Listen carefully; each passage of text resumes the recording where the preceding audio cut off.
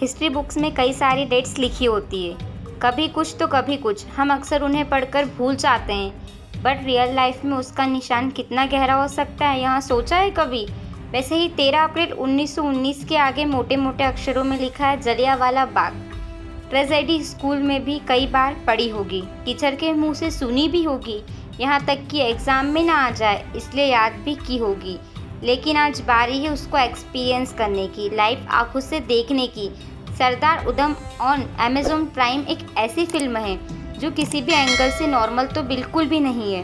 Film बनाने से लेकर फिल्म देखने वाले इंसान दोनों के दिमाग में एक चीज़ होना बहुत ज़रूरी है, फीलिंग्स। लेकिन मैं यहाँ क्लियर शब्दों में एक चीज़ बताना चाहूँगी कि यहाँ फिल्म हर टाइप के ऑडियंस के लिए बिल्कुल नहीं है। तसल्ली चाहिए, टाइम लगता है इस तरह की सिनेमा को अपने अंदर उतारने के में।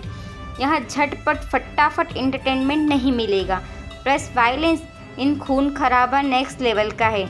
यहाँ पर कुछ सीन आपको डिस्टर्ब कर सकते हैं, आंखें बंद करने के बाद भी यहाँ आपका पीछा नहीं छोड़ेंगे।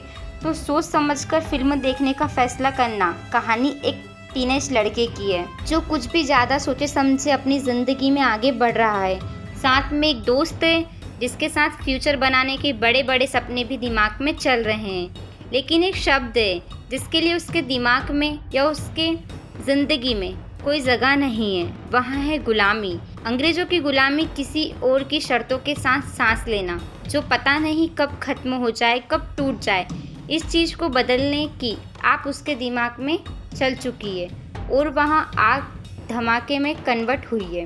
13 अप्रैल 1919 का वहाँ काला दिन, जब पंजाब के अमृतसर में कितने लोग मारे गए उसकी सही काउंटिंग 100 साल भी आज तक कोई नहीं कर पाया। जिधर देखो उधर लाशें ही लाशें थी, किसी का पैर अलग था तो किसी का सिर अलग था और इस मौत के बीच में खड़ा था 14-15 साल का लड़का।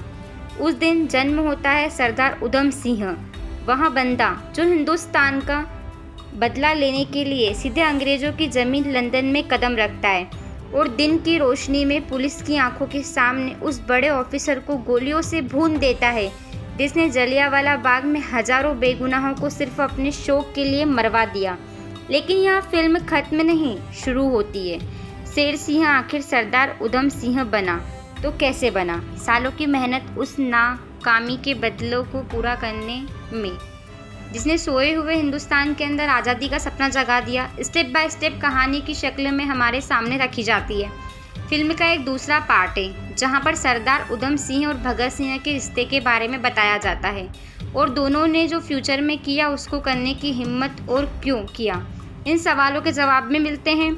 यहाँ पर एक सीधी सिंपल सी बात है, एक फिल्म बनाने में और बेचने में बहुत फ़र्क होता है और अक्सर बॉलीवुड दूसरा ऑप्शन की तरह झुक जाता है पैसे कमाने की तरफ, बट सुजीत सरकार सरदार उधम सिनेमा की तरफ जरा सा भी कॉम्प्रोमाइज़ करने के लिए तैयार नहीं।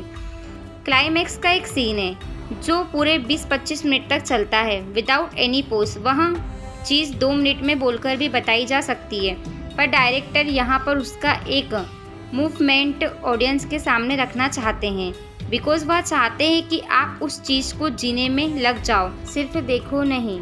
फिल्म इतनी ज़्यादा डिटेलिंग के साथ बनाई गई है कि जब 2.5 घंटे के बाद टीवी बंद होता है तो आप अपने रूम में नहीं बल्कि सीधे जलियांवाले बाग के बीचों बीच खड़े होते हैं। अक्सर फिल्मों में इंग्लिश ऑफिसर हिंदी में बातें करते हुए टूटी फूटी बिना सर पैर वाली, उसके पीछे लॉजिक यहाँ होता है कि ज़्यादा से ज़्यादा ऑडियंस उनकी बातों को समझ पाए, भले ही वह गलत हो या बेवकूफ़ क्यों ना दिख रहे हो।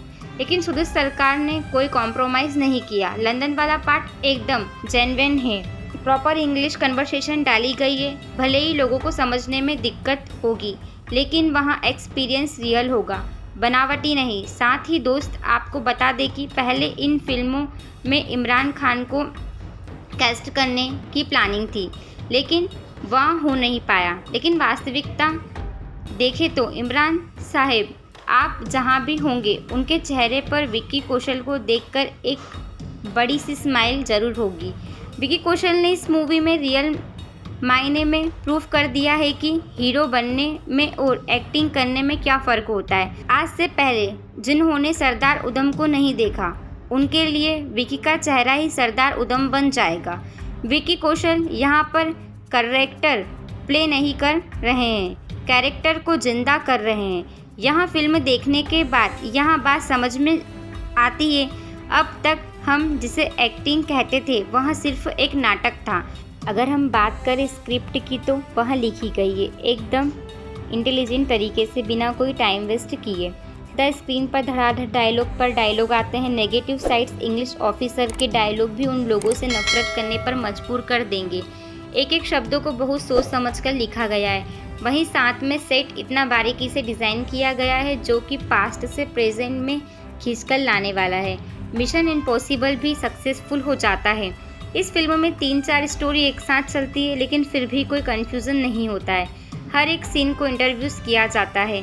छोटी से छोटी स्टोरी से बाद में पूरा का पूरा विजुअल आंखों के सामने क्लियर हो जाता है। लास्ट में क्लाइमैक्स पूरा का पूरा सीन बदल कर रख देता है, जहां सिर्फ गुशबंस आएंगे ही नहीं बल्कि आधे घंटे तक जाएंगे ही नहीं।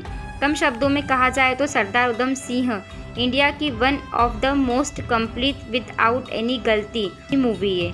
हर एक सीन रोए नेचुरल। प्लस पॉइंट्स इस विकी कौशल की ऑस्कर लेवल एंट्री। यहाँ पर फिल्म की कहानी थोड़ी स्लो ज़रूर है, लेकिन तसल्ली चाहिए इस तरह के सिनेमा को अपने अंदर उतारने के लिए। एकदम से धड़ाके से इंटरटेनमेंट यहाँ पर नहीं मिलेगा। क्या दोस्तों, आपने भी सरदार उधम सिंह मूवी देखी है? अगर नहीं देखी हो तो फटाफट से देख लीजिए, और आपको कैसी लगे कमेंट सेक्शन में कमेंट करके ज़रूर बताइएगा।